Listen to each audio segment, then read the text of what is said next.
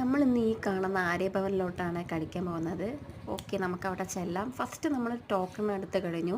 അപ്പോൾ ഇവിടെ നോർമൽ മീൽസിന് വരുന്നത് 60 റുപ്പീസും സ്പെഷ്യൽ മീൽസിന് വരുന്നത് 90 റുപ്പീസുമാണ്. അപ്പം നമ്മളവിടെ ഇരുന്നു.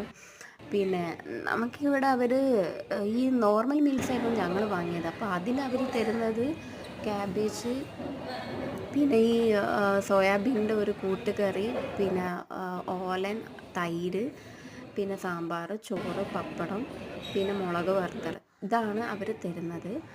അപ്പോൾ സ്പെഷ്യൽ മീൽസിൽ കുറച്ചും കൂടി വ്യത്യാസം ഉണ്ടാവും. അതും അല്ലാതെ ഇവിടെ ഡെയിലി ഓരോ കൂട്ടാണ് ഉണ്ടാവുക. ഇന്നുണ്ടായ കൂട്ടായിരിക്കില്ല നാളെ. അങ്ങനെ ഓരോ സ്പെഷ്യൽ മാതിരി ആയിരിക്കും.